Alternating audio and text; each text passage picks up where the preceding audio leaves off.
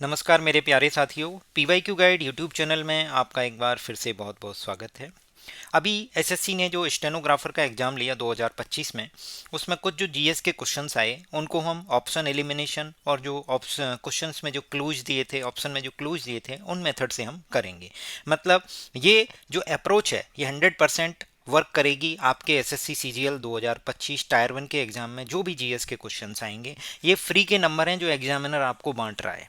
अगर आप इनको छोड़कर जा रहे हैं तो इसका मतलब आप बाद में पछताएंगे कि आपने इन क्वेश्चंस को छोड़ क्यों दिया। जब आंसर की आएगी तब आप देखेंगे। तो इसीलिए कोई क्वेश्चन आपको नहीं आ रहा है तो घबराइएगा नहीं, आप इस पर अप्रोच लगाइए ऑप्शन एलिमिनेशन की, या फिर क्वेश्चन में ही कोई ना कोई क्लू दिया है। ये वीडियो एक आधी अधूरी रहेगी, अभी इसका पार्ट 2 और आएगा क्योंकि सारे क्वेश्चन एक वीडियो में लाना पॉसिबल नहीं था, इसीलिए मैं नहीं लाया। मैं आपको इसका पार्ट 2 भी प्रोवाइड करूँगा। ज़रूर से ज़रूर इसको शेयर कीजिए, ज़्यादा से ज़्यादा शेयर कीजिए, जिससे कि लोगों तक रीच पहुँचे और मुझे मोटिवेशन मिले कि मैं आपके लिए ऐसा एक्सक्लूसिव कंटेंट आपको प्रोवाइड कर सकूँ। आइए शुरुआत करते हैं। ऑप्शन एलिमिनेशन और क्लूज मेथड किस तरीके से वर्क करेगा। देखिए, सबसे पहला क्वेश्चन 6 अगस्त की पहली शिफ्ट में क्वेश्चन पूछा गया था, which platform is use for submitting ideas under the inspire मानक स्कीम। तो देखिए, इंस्पायर मानक स्कीम से रिलेटेड ऑप्शन देख लीजिए। Science and technology portal, inspire portal, national motive innovation portal, digital India portal. अब ये जिस भी बच्चे की आंसर किया उसने इसको आंसर नहीं किया है, जबकि ये करके आना चाहिए था। हमें लगेगा यार ये स्कीम है, हमें नहीं आती है, छोड़ देते हैं। भैया ऐसा नहीं करना है। आप क्वेश्चन में देखिए, क्लूज दे रखे हैं, खुद ही दे रखा है। कुछ ऑप्शन एलिमिनेशन से भी करेंगे। ये वीडियो एंड तक देखिए, बहुत ही हेल्पफुल होगी आपके एग्जाम के लिए। तो देखिए, ये इंस्पायर ऑलरेडी दे रखा है, इंस्पायर मानक स्कीम है, तो करेक्ट आंसर इंस्पायर पोर्टल हो जाएगा। ठीक है, अगले क्वेश्चन पर बढ़ते हैं। Which of the following is the main reason of the prime minister Narendra Modi meet Shri Michel Spizzico the president of the kabaddi federation of Poland. जब अब मुझे एक बात बताइए, हमारे प्रधानमंत्री मोदी जी क्या फ्री बैठे हैं क्या? नहीं। अगर प्रधानमंत्री मोदी जी कबड्डी के जो पोलैंड के कबड्डी फेडरेशन है पोलैंड का, उसका जो हेड है, उसके प्रेसिडेंट हैं मिशेल स्पिजिको, उनसे क्यों मिलने जाएंगे? भैया कबड्डी से रिलेटेड कोई काम होगा इसीलिए मिलने जाएंगे। तो देखिए ऑप्शन क्या दिए गए, to congratulate him on Poland's football achievement. तो भैया पोलैंड के फुटबॉल अचीवमेंट नहीं, भैया कबड्डी की बात हो रही है तो फुटबॉल तो नहीं होगा। To sign a trade agreement between the Indian Poland. भैया कबड्डी के फेडरेशन वाले से ट्रेड एग्रीमेंट क्यों करेंगे? ये भी नहीं होगा। To discuss the military corporation through sports. Military corporation की जरूरत क्या है इसमें, कबड्डी आ रही है तो इसका मतलब हमारे पास एक ही ऑप्शन रह जाता है जो कबड्डी से रिलेटेड है, to appreciate his efforts in promoting kabaddi in Europe. ठीक है, करेक्ट आंसर समझ में आ गया। छोड़ के नहीं आने ये क्वेश्चन। अगला क्वेश्चन था, which of the following is the specific port facility with in the Chabahar port that India is primarily developing and operating. तो दो ही ऑप्शन है जो सही से स्टार्टेड है, तो अब आप इसमें 50-50 खेल सकते हो कि इनमें से कोई सा एक आंसर होगा। शहीद वाला या तो शहीद बेहेश्ती होगा और शहीद कलंतरी होगा। अगर आपने हमारी एसएससी जीएसएक्स 2025 पार्ट 1 देखा है तो मैंने इस क्वेश्चन का आंसर बताया है कि पीआईबी से डायरेक्ट क्वेश्चन पूछा गया है, ये वाला शहीद बेहेश्ती एयरपोर्ट वाला, वो शहीद बेहेश्ती पोर्ट वाला बंदरगाह जो है, ये डायरेक्ट क्वेश्चन पूछा गया है पीआईबी से। बाकी मैं आपको बता दूं, हमें क्वेश्चन नहीं आ रहा है फिर भी हम किस तरीके से 50-50 अप्रोच, ऑप्शन एलिमिनेशन अप्रोच, या फिर कुछ क्लूज उसमें दे रखे हैं, उस तरीके से हम क्वेश्चंस को कर सकते हैं। 100% कारगर है ये ट्रिक, आपके एग्जाम में जरूर काम में आएगी। देखिएगा और क्वेश्चंस में लगाते हैं। What is the role of national dairy development board in the technology mission on oil seed. जिन बच्चों ने आधा क्वेश्चन पढ़ा नेशनल डेयरी डेवलपमेंट बोर्ड, उन्होंने डेयरी समझ के मिल्क प्रोडक्शन टिक कर दिया। जैसे जिस भी बच्चे की आंसर की है ये, उसने यही किया।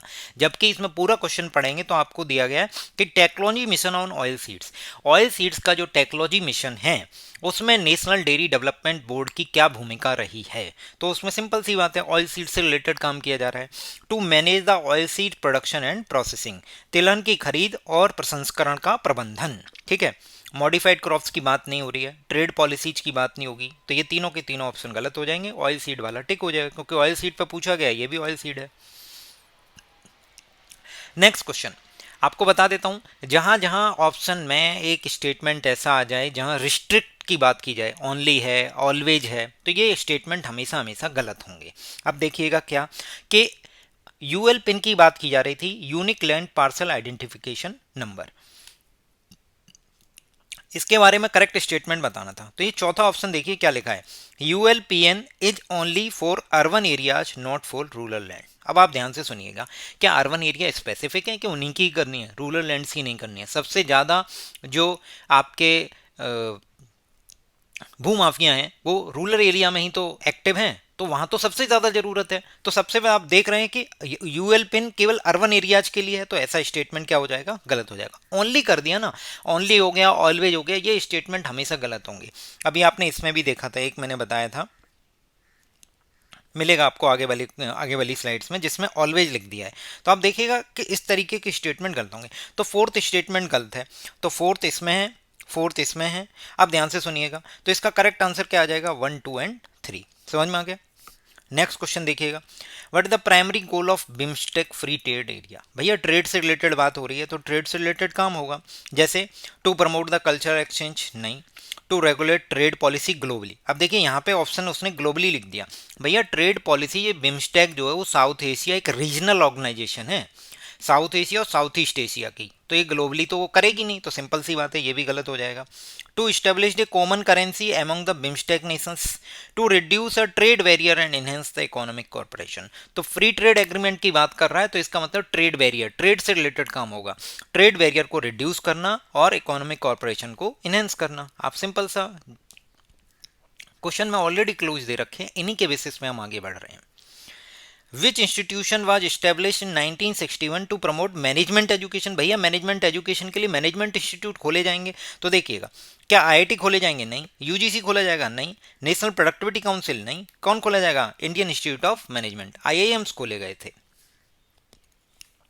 6 अगस्त की दूसरी शिफ्ट में देखेंगे, seasonal agriculture practice such as stubble burning. आपने बहुत सारे न्यूज़ में पढ़ा होगा, आप नहीं भी पढ़ रहे हैं तब भी आपको ये यूट्यूब पे जो रील्स देख रहे हैं उसमें भी पता चल जाएगा कि भैया सर्दियों का टाइम आ रहा है, ये जो किसान हैं, ये पंजाब के किसान हैं, हरियाणा के किसान हैं, ये सारी न्यूज़ घूमती रहती हैं कि उन्होंने पराली जला दी है, पराली जलाने से क्या हो गया है कि एनवायरनमेंट में फ़र्क पड़ रहा है, AQI बढ़ गया है।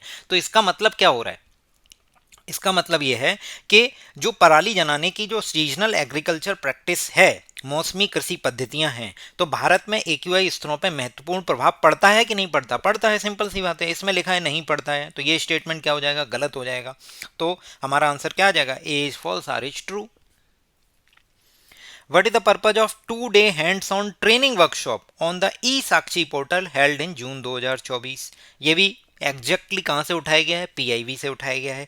तो देखिए PIB कहाँ से पढ़नी है, कैसे पढ़नी है, वो सब मैं अपने टेलीग्राम चैनल पे आपको लिंक प्रोवाइड कर दिया, वहाँ से आप जाके देख सकते हैं। Telegram channel PYQ guide official channel जो हमारा है, उसकी लिंक डिस्क्रिप्शन में दी गई है, आप जाके ज्वाइन करिए। वहाँ पे कई सारे वोकैब के फ्री क्विजेज हैं और आपको NCERT से रिलेटेड भी मटेरियल प्रोवाइड किया जा रहा है, आप जरूर जाके ज्वाइन करिए, बहुत फ़ायदा होगा आपके SSC CGL 2025 टायर 1 के एग्जाम में।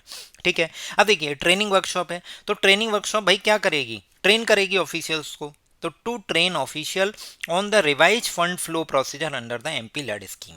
और एक क्लू देखिएगा, MP लेड के बारे में 2 ही ऑप्शन में दिया गया, तो ये तो कंफर्म हो गया 50-50, इनमें से कोई ना कोई एक होगा। अब बात आती है भैया ट्रेनिंग की बात आ रही है, तो लोगों को ट्रेन करोगे ना, तो ट्रेन करोगे किसके लिए, रिवाइज फंड फ्लो प्रोसीजर के लिए। ये भी एग्जैक्टली PIB से लाया गया क्वेश्चन है।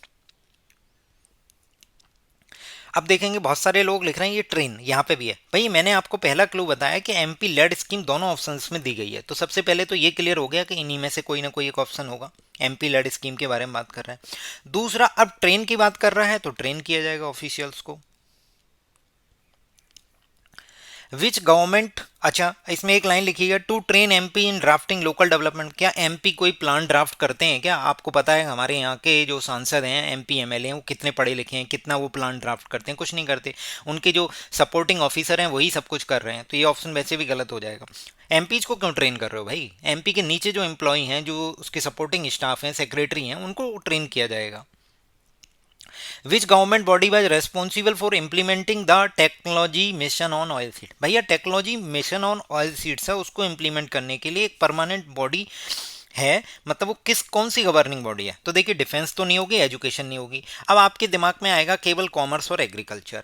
अब ध्यान से सुनिए, अगर ऑयल सीड के ट्रेड की बात की जाती तो फिर कॉमर्स आ जाता। यहाँ पे टेक्नोलॉजी मिशन ऑयल सीड के प्रमोशन के लिए, मतलब उनके कैसे प्रोडक्टिविटी बढ़े, उसमें टेक्नोलॉजी का कैसे यूज किया जाए, तो ये किससे किया जाएगा? एग्रीकल्चर से। सिंपल, सारे के सारे क्लूज जो भी हैं क्वेश्चन में दे रखे हैं, आपको बस पकड़ने की देरी है।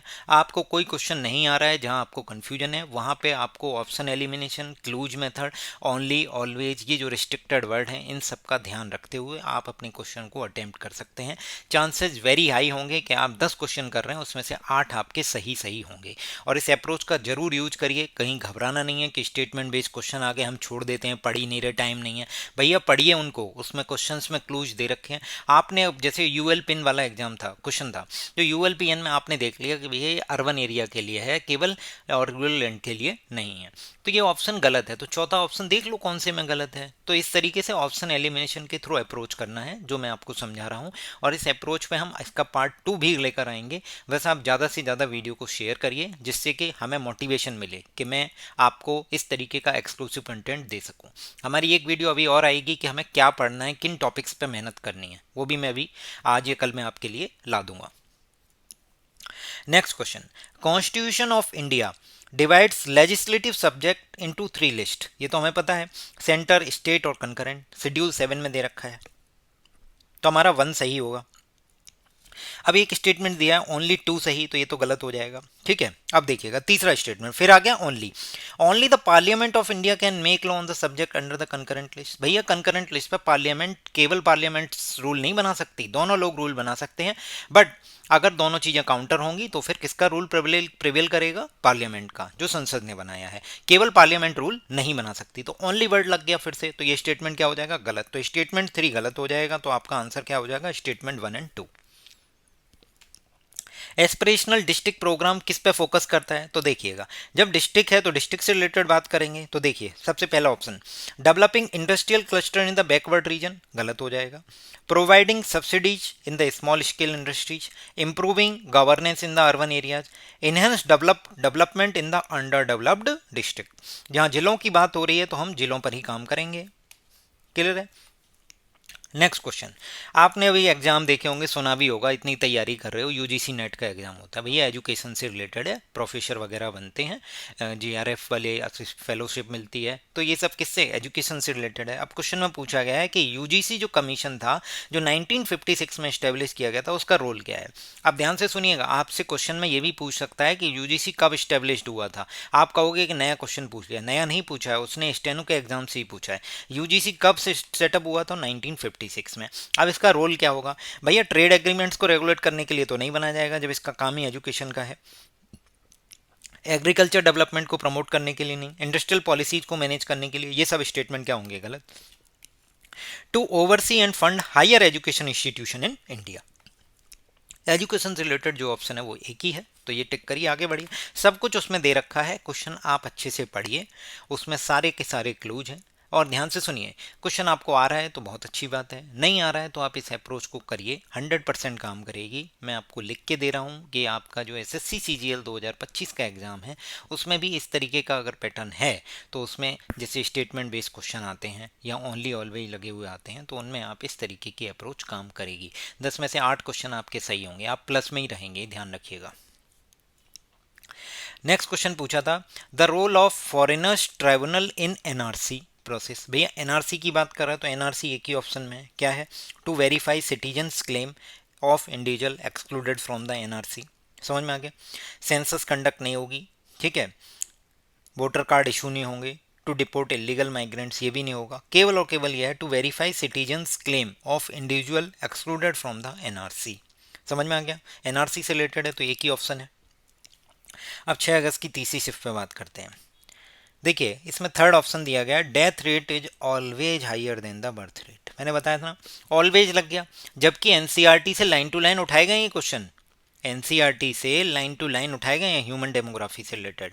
तो आप देखेंगे कि उसमें लिखा है कि in most of the nations, in most of the cases death rate is always, मतलब death rate is lower than the birth rate in most of the cases. Always word use नहीं किया है, तो ऑलवेज लगाने का मतलब आपने हमेशा उस चीज को सही कर दिया, ओनली वाले केस में भी ऐसा ही होता है, तो ये क्या स्टेटमेंट होगा? गलत। तो 3 गलत होने से 1 to 4 आपका आंसर आ जाएगा। ठीक है, कि बर्थ रेट क्या होती है कि नंबर ऑफ चाइल्ड्स बोर्न पर 1000 पीपल एनुअली। पुल फैक्टर क्या होता है कि अपॉर्चुनिटीज आ रही हैं नए रीजन्स में एम्प्लॉयमेंट की।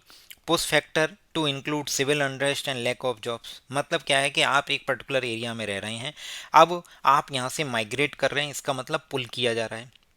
दो तरीके से होगा, या तो पुल किया जा रहा है, खींच रहा है, क्यों? क्योंकि यहाँ कुछ अच्छा मिलने वाला है, यानी यहाँ ज़्यादा अपॉर्चुनिटी है। और यहाँ से पुश किया जा रहा है कि भागो यहाँ से। क्यों किया जा रहा है? क्योंकि यहाँ पे सिविल अनरेस्ट है, यहाँ पे अशांति फैल गई है, यहाँ पे जॉब्स की कमी है, इसीलिए आप यहाँ से पुश हो रहे हो, आपके ऊपर दबाव बन रहा है कि आप छोड़ रहे हो। तो इस तरीके से ये पुल और पुश फैक्टर होते हैं। करेक्टली मैच, ये कॉन्स्टिट्यूंट असेंबली को लेके हमारी एक वीडियो ऑलरेडी आ चुकी है, कल ही आई है, ज़रूर देख लीजिए। इससे ज़्यादा क्वेश्चंस बनने के स्कोप है, इसीलिए ये आपके एग्ज़ाम के लिए महत्वपूर्ण है। इससे क्वेश्चन आएगा ही आएगा, और बाद में आपको लगेगा कि मैं ये सारी कर जाता तो अच्छा रहता। देखिए, मैं कह रहा हूँ कि ऑप्शन एलिमिनेशन भी काम करेगा, बट आप जितना अभी टाइम है उसमें कुछ टॉपिक्स तो करके जाइए, जिससे कि हमें कम से कम चीज़ों पर रिस्क लेना पड़े। तो देखिए, कांस्टेंट असेंबली के सारे क्वेश्चंस उससे कवर हो जाएंगे, कोई भी क्वेश्चन उससे बाहर नहीं आएगा, गारंटी है आपको मैं दे रहा हूँ। आप जरूर देखिए उस वीडियो को। अब देखिए, यहाँ पे देखिए, functions of the constituent assembly, functions of the assembly, यही दो ऑप्शन है। ये है order of business committee, fundamental right. तो इनमें 50-50 खेल सकते हैं क्योंकि फंक्शंस की बात कर रहे हैं। बट अगर आप तैयारी कर रहे हैं, थोड़ी बहुत भी आपकी तैयारी है, तो आपको ये तो पता होगा कि बी आर अम्बेडकर जी ही कॉन्स्टिट्यूशन के कर्ता धर्ता हैं। तो बी आर अम्बेडकर जी ने ड्राफ्टिंग कमेटी, तो ड्राफ्टिंग कमेटी के चेयरपर्सन होंगे ना, ये फंक्शन ऑफ असेंबली के कैसे हो जाएंगे? तो फंक्शन ऑफ असेंबली के कौन होंगे? जीवी मावलंकर जी, ठीक है, ये फर्स्ट लोकसभा स्पीकर भी हैं। Next question, how did second generation reform impact foreign investment? भैया रिफॉर्म की बात की जा रही है, मतलब कुछ ना कुछ अच्छा होने वाला है, तो फॉरेन इन्वेस्टमेंट रिड्यूस तो नहीं होगा, फॉरेन इन्वेस्टमेंट पर कोई इम्पैक्ट नहीं आया, तो ये स्टेटमेंट क्या हो जाएंगे? गलत। क्या फॉरेन कंपनी को मतलब इंडिया में एंट्री करने से रिस्ट्रिक्ट किया जाएगा? नहीं, ये कोई रिफॉर्म तो हुआ नहीं। रिफॉर्म मतलब जो चीज़ अच्छी हो रही हो, मतलब it increased foreign investment by improving the investment climate. समझ में आ गया? निवेश वातावरण में सुधार कर विदेशी निवेश को बढ़ावा देना ही एक सेकंड जनरेशन रिफॉर्म है, जो कि फॉरेन इन्वेस्टमेंट को इम्पैक्ट कर रहा है। समझ में आ गया? तो क्वेश्चन में क्लू दे रखे हैं, बस आप अच्छे से पढ़िए। किसी क्वेश्चन को एक बार में इस तरीके से रिजेक्ट मत करिए कि फॉरेन इन्वेस्टमेंट में इकोनॉमिक्स पढ़ के नहीं आया हूँ, मुझसे नहीं होगा ये क्वेश्चन। भैया पढ़िए तो सही, उसी में आंसर दे रखा है, बाद में पछतावा होता है इस चीज़ का। Which of the following best describe the main objective of Indo-French Mega Tropic Satellite Mission? देखिए, ट्रॉपिक लिखा है, इसका मतलब ट्रॉपिकल रीजन पे वर्क करेगा, तो ट्रॉपिकल रीजन पे एक ही ऑप्शन दिया गया है, to understand the convective system and the water cycle in the tropical region. अब देखिए क्या है, studying polar ice melt and its impact on the global sea level, wrong. Mapping mineral resource in the Himalayan region, wrong. Monitoring ozone depletion over equator, नहीं, केवल और केवल tropical region से related एक ही ऑप्शन है, टिक करेंगे, आगे बढ़ेंगे। गणेश चतुर्थी, सिंपल सी बात है, गणेश जी से रिलेटेड है, गणेश जी के वर्ष से रिलेटेड है, तो भगवान गणेश के जन्म से गणेश जी से रिलेटेड एक ही ऑप्शन दिया गया। ये शिव पार्वती जी का दिया गया है, ये कृष्णा जी का दिया गया है, गंगा जी का दिया गया है, तो करेक्ट आंसर क्या होगा? The birth of Lord Ganesha. ये कहाँ पे सेलिब्रेट की जाती है? मेनली आपके महाराष्ट्र में। What is the role of national park under the wildlife protection act 1972? Question पूछा जाएगा वाइल्ड लाइफ प्रोटेक्शन एक्ट कब आया था, तो 1972 में आया था, पहली बात तो ये है। अब आपसे पूछा गया कि नेशनल पार्क का क्या रोल रहा होगा, तो देखिए, क्या चुनावों की निगरानी करवाओगे नेशनल पार्क से? नहीं भैया। To regulate the trade regulate करवाओगे क्या नेशनल पार्क? ट्रेड रेगुलेट करेंगे? नहीं। टू प्रमोट टूरिज्म, ये हो सकता है, बट मोस्ट अप्रोप्रिएट पूछा गया है कि वाइल्ड लाइफ, तो वाइल्ड लाइफ का मतलब वाइल्ड लाइफ से रिलेटेड कौन सा है? To protect wildlife and their habitats. National park बनाई इसीलिए गए थे कि वाइल्ड लाइफ को प्रोटेक्ट किया जाए, उनके हैबिटेट्स को प्रिजर्व किया जाए, जिससे कि उन्हें ह्यूमन से कोई थ्रेट ना हो।